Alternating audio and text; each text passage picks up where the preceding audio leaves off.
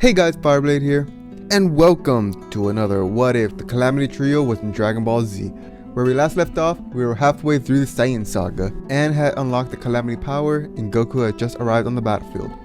They moved the battlefield to the wasteland from the original show, and now we're going to continue off from there. But before we do, look at all this art that I found on Twitter.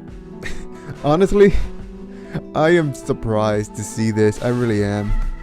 I'm just baffled that all of this happened basically a month after I uploaded part 2. And that none of it, honestly, is for me. I'm just baffled by that. I'm not saying that, because I started doing this, these should be my fan art or what. I'm not saying any of that. Oh, by the way, if you want more frequent uploads, go ahead and consider donating to my Patreon. I only have 2 tiers, a $1 and a $5 tier. The $5 tier can get you early access to these what ifs, fanfiction, and Reddit videos. The early access are just raw audio, meaning you will get the audio basically as soon as I finish recording it. Anyways, I stalled long enough, let's get on. Goku, Vegeta, Ann, and Sasha had landed in the wasteland from the original show. Goku and Vegeta's portion basically stays the same. As for Sasha and Ann, she's just waiting for Sasha. She doesn't want to strike Sasha because she still considers her friend, and Ann tells her this too. But Sasha again just tells her that she was just following orders and that she'll do whatever it takes to bring her and Marcy back home. Is killing me supposed to be part of the plan to bring us home, Sasha? I told you, Ann, I didn't want to do it, but you left me no choice. You had a choice, Sasha. You just chose to do what you were told. I knew you would see it that way. Fine then. If you think your way is so much better, Ann, then prove it. Come at me. As Sasha says this, red electricity starts to sparkle around her, and a red flame aura envelops Sasha. Her hair staying the same blonde as it normally does. Ann charges at Sasha, which Sasha is ready to block. As Sasha does block it, she can feel that if she's not careful, Ann could definitely kill her with this. As Vegeta and Goku's fight continue, Sasha is trying her best to try to beat Ann, but when it comes to power, Ann is way ahead of her. Sasha feels herself a little bit stronger when she's fighting Ann. She doesn't know how she's stronger, but she's not questioning it. But again, because of this new power, Ann is stronger and faster, so Sasha tries to mix it up by actually fighting for real and using her Keyblades against Ann. This catches Ann off guard because now that Sasha's fighting with these swords made of ki, Sasha's fighting style completely changed. This continues on for a little while until Ann feels the power starting to fade. Knowing that she needs to end this now, Ann decides to feint an attack, throwing a punch so Sasha can block it with her fist. Ann brings up her knees, breaking Sasha's block and slamming her foot into Sasha's face with enough power that not only does it send Sasha into a mountain, but it leaves her out of commission. Ann feels the power starting to slip from her. Even her hair started to flicker back to its normal brown self. She turns to see Goku and Vegeta having the iconic Kamehameha and Gallic Gun battle. Just as Goku is about to raise the Kaioken, Ann flies in and fires her own Kamehameha against Vegeta. With the addition from Ann, it was able to do more damage than what he did in canon. Goku thanks Ann for helping him, but when he turns to look at her, he sees that she has fallen on the ground. Ann! Don't worry, I'm fine. That power definitely took a lot out of me. No, that's good. Thanks for the help. As Goku thanks Ann, Yajirobe comes in and he congratulates both of them on beating Vegeta and Sasha. Ann says that Sasha isn't dead and that she's just knocked out. Goku also says that Vegeta also isn't dead as well. After a moment had passed, Goku asks Yajirobe to take Ann away so that she can get properly healed. Yajirobe does so and Goku waits for Vegeta to land. And just like in canon, Vegeta comes back down and creates an artificial moon. As Yajirobe takes Ann away, Ann sees Vegeta's transform. Ann starts to have flashes of the night she snuck Gohan out past the time they all go to bed. Of Gohan looking at the full moon. Of Gohan transforming. Of him almost crushing Ann to death in his hands. And of Ann tapping into the Calamity power. The only way you could tell that Ann has tapped into the Calamity's power is because of the lotus-like aura she would have had. Her hair would have stayed the same, but she would have tapped into that power for a little bit, if only to free herself. Ann tries to tell Yajirobe to take her back, but Yajirobe says that he is not going near that, and that she's crazy if she's going to try to go to that.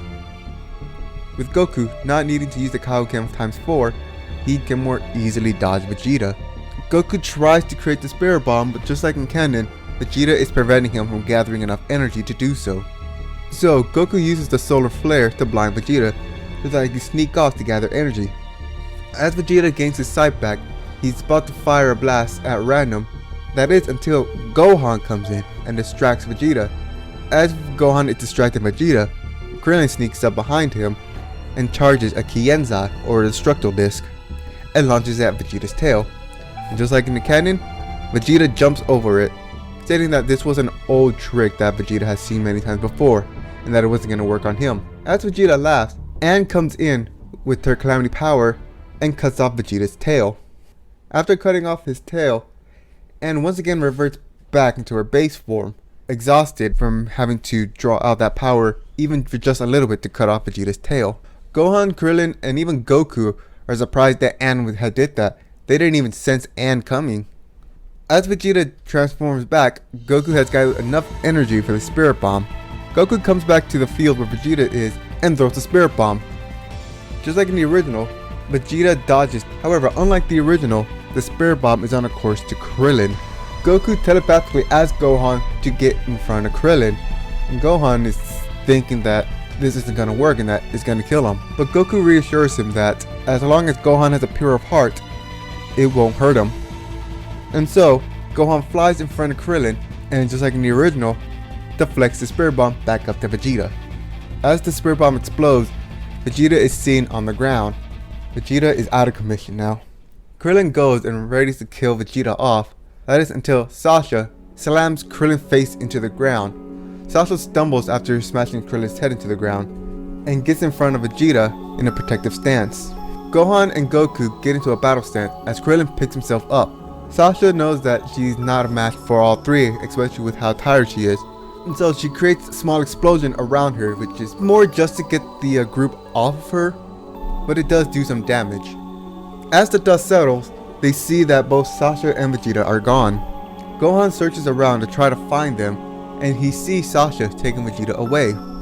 Gohan points them out, with Krillin about to go out to them, with Goku saying to just let them go.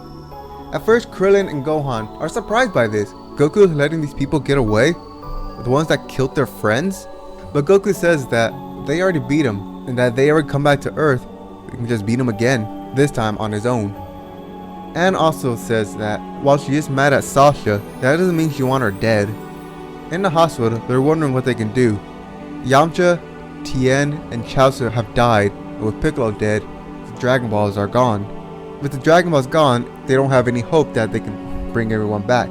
That is when Anne chimes in, saying that while she and Gohan stood back while everyone else fought Sasha, she overheard Vegeta and Nappa saying that Piccolo was a Namekian, and that it would make sense that Earth has Dragon Balls if a Namekian is here. Krillin chimes in saying he thinks he knows what Anne's plan is then. It's probably to go to Namek and use their Dragon Balls to wish everyone else back. To which Anne tells him that is exactly her plan. With hope now reignited, everyone makes a plan to go to Namek. Using Kami's and Goku's old ship, Bulma and Dr. Brief work to make a ship to send them out to Namek. While they are working, Anne asks Goku for any advice on how she can control this power. Goku says that maybe some meditation could help. So Anne tries to meditate, but the anxiety of going to Namek and possibly bringing everyone back is kind of weighing on her mind a bit. Not to mention she only has very little time to do this. That is until Goku suggests she goes to the lookout and to ask about the room of spirit and time. When Anne does get to the lookout, she asks Mr. Popo about the room of spirit and time, like Goku said. Mr. Popo takes her to the room and tells her that she only has a 2-day limit, or 2 years. Anne says that she doesn't really plan on spending 2 years there. She's only just going to be there for just as long as she needs to at least get a hold of this power. She also asks him to not let her out until she can get a hold of this power. Mr. Popo says that in order to know when she's done, he suggests that Anne use like a calm knock, to which Anne agrees to, and as such, she is locked in the room spirit of time. When Anne steps out of the building, she's surprised to see that the room of spirit and time is just a bunch of nothingness. She immediately starts to panic and goes to the door, tries to open it and just pound on it. Per their agreement, Mr. Popo doesn't let her out. And so, Anne spends about 3 months in the room of spirit in time, getting a hold of the Calamity power. After she gets a hold of it and calmly knocks on the door, with Mr. Popo stating that it's only been like an hour. An hour? It's been 3 months, Mr. Popo. It's been 3 fucking months. I'm never going back in there. And after that, Anne takes the rest of the time it takes for Bulma to finish the ship, just so she can get her mind back after spending 3 months isolated. Goku had suggested Bulma if she can make a gravity chamber. Bulma says that if she were to add a gravity chamber, that it would take them longer to set sail to Namek. Goku suggests that if she can make another ship, that way he can come in later while doing some gravity training. Bulma asks her dad to do this while she finished up the ship. Dr. Brief agrees to do this, and so Goku will have to wait to go to Namek. As the first ship is finished, the first team is set off to go to Namek. Meanwhile, on one of Frieza's random planet, Sasha and Vegeta land. Sasha pods open, and they are surprised to see Sasha not only beaten but bloodied. She asks them to take them to a healing pod quickly before passing out on the ground. They open up Vegeta's pod and sees that he is much worse. After being healed from the pod, Vegeta has gotten a beefy Zenkai boost, much more than the original. Vegeta and Sasha are given a replacement outfit. Sasha's new uniform is temporary so that they can finish her personal armor. Just like in the original, they're stopped by Kui, who gloats and says that Frieza is on his way to Namek, that he overheard his conversation with Nappa. Shocked about this, they both run off to the space pods and launches themselves off to Namek. And that will be it. If you like this, be sure to hit that like and a subscribe button. I would love to do more for you guys. Anyway, Fireblade here, and I will see you later, whatever I make. Bye!